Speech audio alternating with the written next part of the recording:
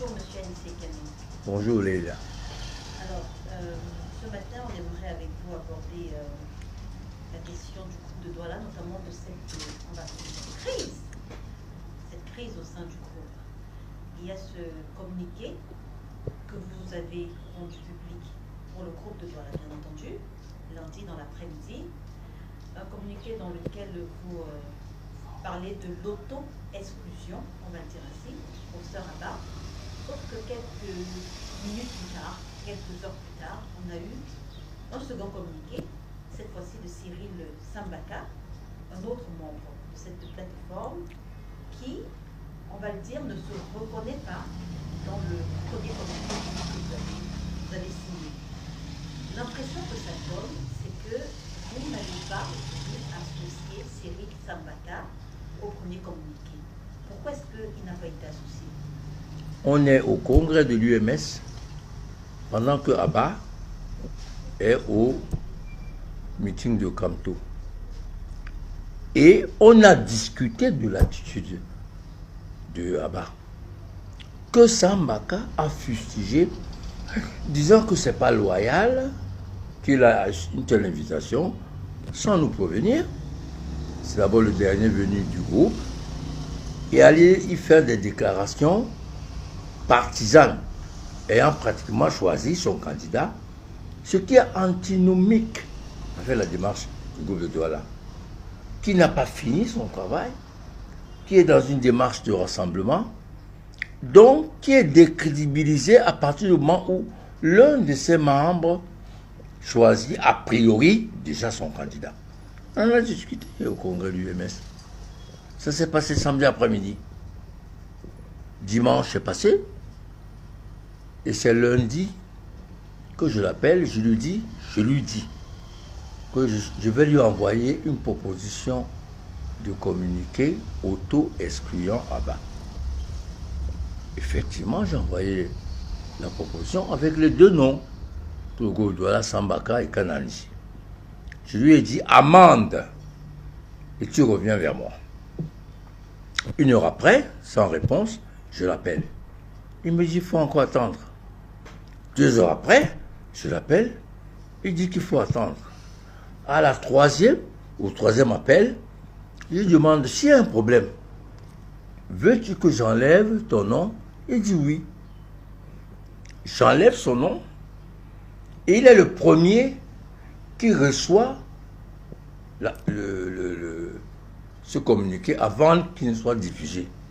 Donc comment peut-on imaginer que je peux sortir un communiqué comme ça sans en avoir parlé à Sambaka?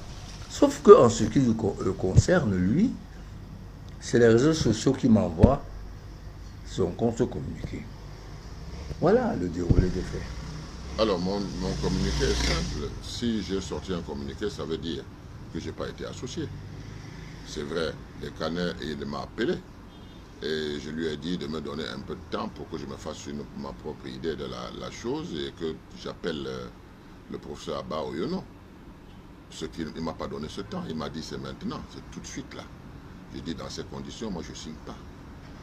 Et il a signé le communiqué tout seul et il l'a fait au nom du groupe. Alors moi je me suis posé la question, quand j'ai eu le professeur Abba Oyono, j'ai discuté avec lui, je me suis rendu compte que ce communiqué était précipité. Parce que nous n'avons pas pris le temps de voir les contours, d'appeler la personne concernée et d'entendre les explications qu'il pouvait nous donner, à savoir, oui, j'ai discuté avec le professeur Maurice Kamto pour la possibilité d'une candidature forte. Parce qu'en réalité, c'est ce que nous poursuivons. Donc, moi, à la fin de l'après-midi, quand je me suis rendu compte que vraiment, je ne pouvais pas m'associer à cela, parce qu'on devait discuter. Est-ce qu'il fallait un rappel à l'ordre? Est-ce qu'il fallait ci? Est-ce qu'il fallait ça? Mais le communiqué était parti le matin contre ma volonté. Il fallait donc que je me désolidarise de ce communiqué, ce qui, ma foi, est clair. Je me désolidarise de ce communiqué et ça n'entache en rien la poursuite de... Au contraire, moi je vois en cela la possibilité de comprendre que parmi nous, il n'y a pas de chef. Qu'est-ce qui dérange concrètement? Est-ce que la présence du professeur Abba Oyuno au meeting du professeur Maurice Kamto, parce que je rappelle également que Cyril Sambaka a été aperçu au meeting, au congrès avec moi du Parti camerounais pour la réconciliation nationale. Oui. Et que, effectivement, vous venez de le dire, vous étiez tous les deux au congrès de l'UMS. Au congrès de l'UMS et au congrès du SGF, où on a choisi Joshua comme candidat. Donc ce n'est pas là, forcément, donc, ce n'est pas la présence à une manifestation d'un candidat qui pose problème. Ce qui pose problème, c'est d'abord qu'il le fait sans avertir le groupe. Généralement, même quand on a un rendez-vous, Sambaka peut en témoigner, on avertit les autres que je dois rencontrer un tel ou rencontrons-le ensemble. Et c'est ce qu'on a fait depuis. La plupart des candidats, on a eu une conversation ensemble, pas tout seul. Deuxièmement, ce qui pose problème, c'est qu'il y a eu un précédent. Elimbi a eu des propos sectaires dangereux, inadmissibles, et il s'est auto-exclu. Comment peut-on donc imaginer qu'une attitude partiale comme celle là-bas, de façon ostentatoire, il choisit déjà son candidat. Est-ce que c'est compatible avec sa présence dans un groupe qui rassemble, qui n'a pas encore choisi de candidat, qui continue même ses consultations? Est-ce que ça ne donne pas l'impression qu'on est en train de mener les autres candidats en bateau?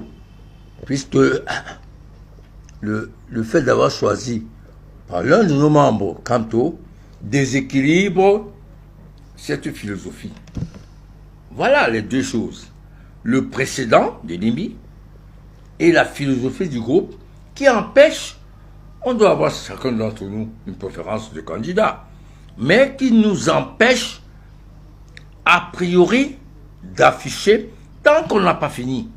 À quel titre le professeur Abba Oyuno était au meeting de Paris? Est-ce qu'il y était en tant que public, professeur Abba Oyuno, ou alors comme membre du groupe de Douala? Est-ce que vous avez été prévenu de son voyage? Cette question me fait sourire, parce que cela suppose qu'on est dans un Ku Klux Klan. Nous avons des objectifs que nous devons poursuivre. Moi, je sors, je m'en vais voir Cabral Libi, je lui dis, ben voilà, on n'est pas encore clair dans cette affaire, qu'est-ce qu'on fait? Abba Oyuno peut aller le faire avec Kamto, s'il a des affinités avec lui, Anissé Kane peut aller le faire avec n'importe qui, pourvu que le but soit de rapprocher les gens. Alors, quand vous me posez la question de savoir si il était là pour le groupe de... Non, nous pouvons profiter du fait que nous sommes du groupe de Douala et qu'un des nôtres a été invité par Maurice Kamto pour qu'il se rapproche davantage et qu'il lui soumette, n'est-ce pas, le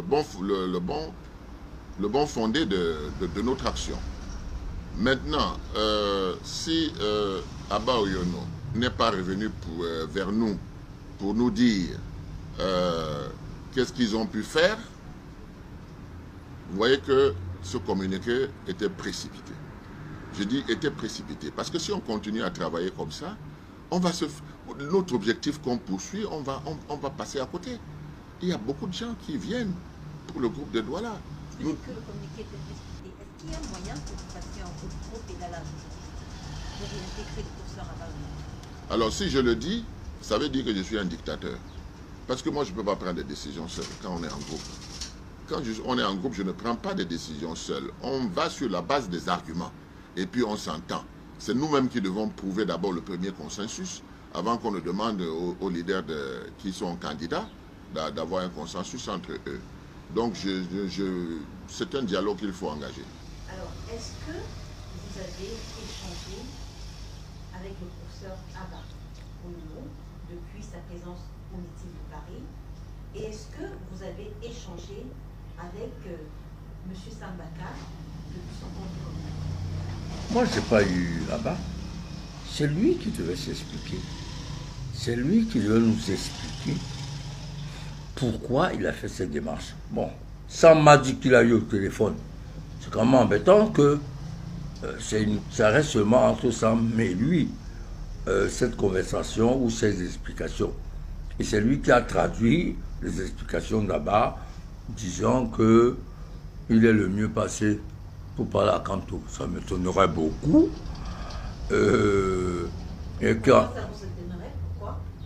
parce que, tel que moi je l'ai connu, ce qu'il disait du professeur Kanto, c'est pas très reluisant avant.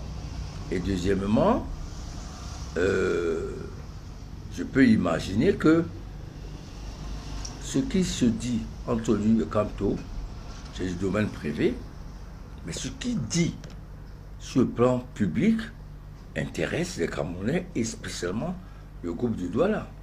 Quant à Sambaka, dans mes différentes interviews, je dis que c'est une crise. Le groupe que vous portez est encore crédible au regard de cette crise? Évidemment, nous partageons les mêmes aspirations, mais il ne faut pas que l'un parle au nom du groupe sans qu'il n'ait l'avis de l'autre, sans qu'on ne soit d'accord. J'ai demandé de surseoir pour que j'aie mon avis. Il ne m'a pas donné l'opportunité d'avoir mon avis. Je ne lui donne pas l'opportunité de signer à mon nom. Voilà, c'est tout. Et puis demain, quand on signera parce qu'on s'est entendu. Vous ne pensez pas qu'une crise comme celle-là peut apporter du bonheur demain? Elle apportera forcément du bonheur parce qu'on va éviter ce genre de choses. Les crises font partie du fonctionnement normal d'une association de personnes différentes. Mbaka et moi, on est dans les partis différents. On a politiquement des positions similaires, mais idéologiquement, ce n'est pas le cas. Donc forcément, la friction de ces différences peut donner des crises. Le problème, c'est comme la vie. La vie est faite d'obstacles, de crises, de résolution de crises, de façon permanente, de façon récurrente. Mais c'est ça la vie. C'est aussi la vie d'un regroupement comme le groupe du Douala, qui doit gérer ces crises, les obstacles. Et les crises font partie des obstacles que peuvent rencontrer ce genre de démarche. Ouais. Comment tu peux aussi regarder une vidéo sans t'abonner? Abonne-toi! Surtout clique sur la cloche de notification. Ça, c'est la page de Buzz. Si tu veux être au courant des buzz et toutes les actualités au 237, abonne-toi et clique sur la cloche de notification. Partage aussi pour m'encourager. Surtout, si tu as quelque chose à dire, papa, lâche un commentaire.